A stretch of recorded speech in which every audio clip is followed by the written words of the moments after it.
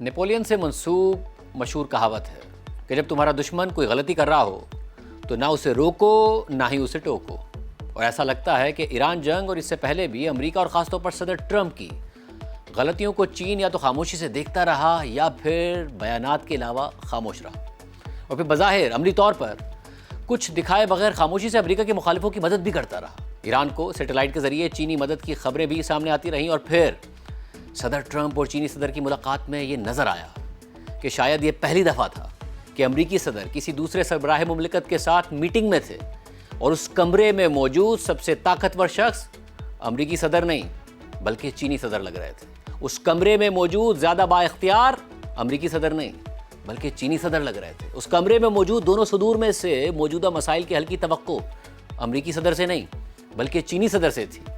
Iran जंग Netanyahu के कहने पर ट्रंप ने छेड़ी, मगर अमन के लिए वो चीनी सदर की तरफ देखते नजर आए।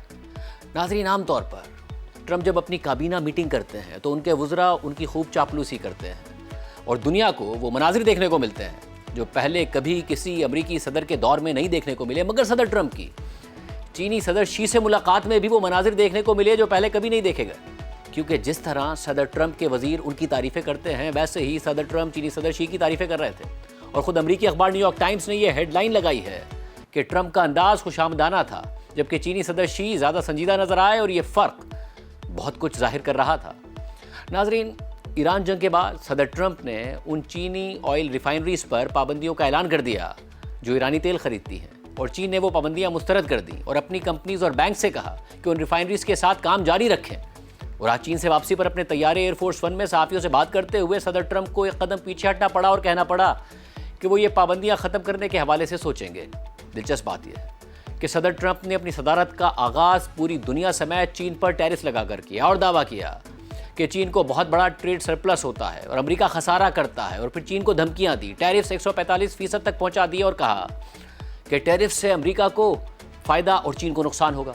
और फिर चीन ने जवाब में उन रेयर अर्थ मिनरल्स की एक्सपोर्ट्स पर ही पाबंदियां लगा दी जो अमेरिका की डिफेंस और दीगर इंडस्ट्रीज़ के लिए बहुत ज़रूरी है, और सदर ट्रंप को यू टर्न लेने पर मजबूर कर दिया। और फिर सदर ट्रंप के दावे धरे के धरे रह गए, क्योंकि 2025 में चीन ने अपनी तारीख का सबसे बुलंद यानी $1.2 ट्रिलियन यानी 1200 अरब डॉलर्स का ट्रेड सरप्लस दे दिया, जो G20 में शामिल मुल्क सऊदी अरब के पूरे मुआशी साइज के बराबर है। यानी एक साल में इतना ट्रेड सरप्लस जितनी सऊदी अरब की मईशत है। और इसकी वजह यह है कि चीन अपनी एक्सपोर्ट्स को साउथ एशिया, अफ्रीका और लैटिन अमेरिका तक डाइवर्सिफाई कर चुका है। 2026 के इब्तिदाई 4 माह में भी चीन 347 अरब डॉलर्स का ट्रेड सरप्लस दे चुका है। 85 अरब डॉलर्स का ट्रेड सरप्लस तो सिर्फ अप्रैल के महीने में रिकॉर्ड किया गया है। यानी स्लो डाउन के बावजूद 2026 में भी चीन 1000 अरब डॉलर्स यानी $1 ट्रिलियन का करंट अकाउंट सरप्लस देने जा रहा है, जबकि अमेरिका का 2025 में तिजारती खसारा 900 अरब डॉलर्स रहा।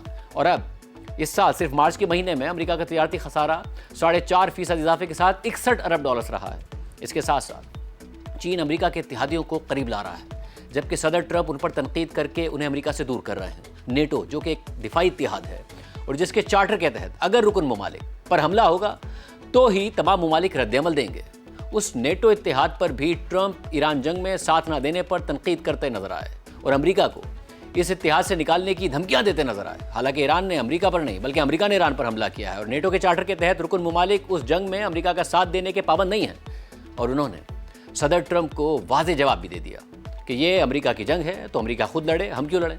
जबकि स्पेन और दीगर इत्तेहादियों ने अमेरिका को इस जंग में अपने मुल्क में मौजूद बेसिस इस्तेमाल करने से भी रोक दिया। जबकि स्पेन और कनाडा के वज़ीर आज़म चीन गए तो वो चीन की तारीफ़ें करते नजर आए, ताल्लुकात आगे बढ़ाने की बात करते नजर आए, जबकि ये दोनों ही सदर ट्रंप के निशाने पर रहे। और गुज़िश्ता दिनों तो खुद अमरीकी खबर रसा इदारे ब्लूमबर्ग में एक तज्जिया शाया हुआ है कि क्या सदर ट्रंप को एक ऐसे सदर के तौर पर याद रखा जाएगा जिसने एशिया को चाइना के हाथों खो दिया। और चीन जो कर रहा है बगैर मिलिट्री के इस्तेमाल के कर रहा है और अमेरिका को कोई मौका नहीं दे रहा है। ईरान जंग के बाद ट्रंप अपने नेटो इत्तेहादियों के साथ साथ एशिया के इत्तेहादियों पर भी हमलावर हैं। उन्होंने साउथ कोरिया और जापान को भी ताना दिया और कहा कि जापान में हमारे 50,000 फौजी हैं, जनूबी कोरिया में हमारे 45,000 फौजी हैं, ताकि हम इन दोनों ममालिक को नॉर्थ कोरिया से महफूज रख सकें। मगर इन दोनों ममालिक ने ईरान जंग में हमारी मदद तक नहीं की और ट्रंप यही नहीं रुके। ट्रंप ने नॉर्थ कोरिया के डिक्टेटर किम जोंग उन को ये कहा कि वो तो मेरी बड़ी तारीफ़ें करता है। और द इकोनॉमिस्ट के मुताबिक साउथ कोरिया और जापान रूस से तेल खरीदने का सोच रहे हैं, जो इन दोनों ममालिक के दुश्मन नॉर्थ कोरिया का इत्तेहादी है, जिसके सरबराह की ट्रंप तारीफें कर रहे हैं, क्योंकि बकौल उनके वो ट्रंप की तारीफें करते हैं। इससे पहले भारतीय वज़ीर आज़म मोदी ट्रंप को अपना बेहतरीन दोस्त कहते थे। ट्रंप के सदर बनने पर गोदी मीडिया जश्न मनाता रहा, चीन से मुकाबले के दावे करता रहा, और फिर ट्रंप ने जो किया उसके बाद वज़ीर आज़म मोदी चीन के करीब आने की कोशिशें करते नजर आए। मगर दूसरी तरफ देखिए चीन क्या कर रहा है।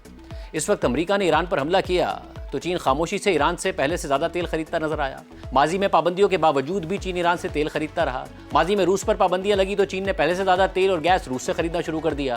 बहरीन ने अक़वाम मुत्तहिदा की सलामती काउंसिल में एक ऐसी करारदाद पेश करना चाहिए कि जिसके तहत स्ट्रेट ऑफ हुर्मुज़ खुलवाने के लिए ईरान के खिलाफ फोर्स का इस्तेमाल शामिल था, तो चीन ने रूस के साथ मिलकर उसकी मुखालफत की और उस करारदाद से फोर्स का इस्तेमाल निकालना पड़ा। इससे पहले चीन एशिया, अफ्रीका, यहाँ तक कि अमेरिका के खित्ते के ममालिक को कर्ज देता रहा या वहाँ सरमायाकारी करता रहा है। पाकिस्तान समेत मुतादिद ममालिक चीन के सोलर पैनल्स लगाने की वजह से इस वक्त तेल और गैस के बहरान की वजह से बिजली के बहरान से बेहतर अंदाज में निपटने की सलाहियत रखते हैं। जबकि बरतानवी जरीदे द इकनॉमिस्ट के मुताबिक ईरान जंग के नतीजे में चाइनीज़ ऑफिशियल समझते हैं कि उन्हें और फ़ायदा होगा। अब बहुत से ममालिक अपनी तेल की ज़रूरियात को डाइवर्सिफाई करने के लिए चीन के सोलर और विंड पैनल्स खरीदेंगे। चाइनीज़ इलेक्ट्रिक गाड़ियों की डिमांड में मजीद इजाफा होगा। द इकनॉमिस्ट ने चीन में डेवलपर्स, एडवाइजर्स, स्कॉलर्स, एक्सपर्ट्स और मौजूदा और साबिक ऑफिशियल से गुफ्तगू की है, और वो सभी ईरान जंग को अमेरिका की एक संगीन गलती करार देते हैं। और ज़्यादातर ऑफिशियल्स को लगता है कि इस जंग से ही अमेरिका का जवाल यानी डिक्लाइन शुरू होगा, क्योंकि इस जंग के नतीजे में चीन को अपना मुआशी और सिफारती असर रसूख बढ़ाने का ज़बरदस्त मौका मिलेगा। ज़्यादातर ऑफिशियल समझते हैं कि अमेरिका की ईरान जंग अमेरिका के कम होते हुए सुपर पावर स्टेटस की निशानी है, बिल्कुल उसी तरह जैसे 19वीं सदी में अपने जवाल के वक्त ब्रिटिश एम्पायर जंगें लड़कर रहा था।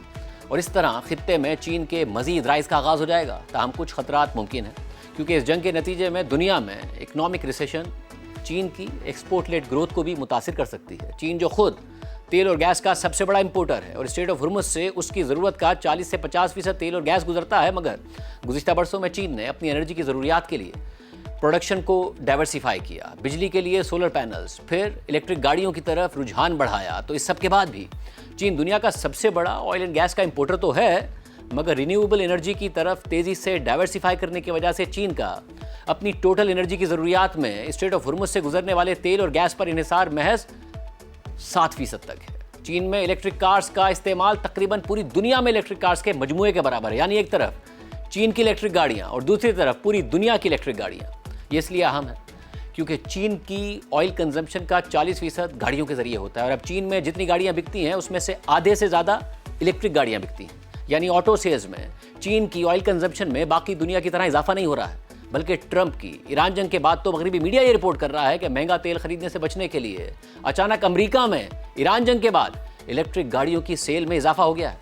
इसके अलावा भी चीन ने अपने स्ट्रेटेजिक रिजर्व्स में तकरीबन 1.2 अरब बैरल्स तेल जमा किया हुआ था, जो उसकी 4 माह की ज़रूरियात के लिए काफ़ी है, और इस वक्त भी रूस से ही तेल खरीद रहा है। यानी कि चीन उस क्राइसिस का शिकार नहीं है जिसकी इस जंग के शुरू में तवक्को की जा रही थी, बल्कि इस वक्त चीन मजबूत पोजीशन में नज़र आ रहा है, और सदर ट्रंप इस जंग से निकलने के लिए चीन की तरफ देखते नजर आ रहे हैं।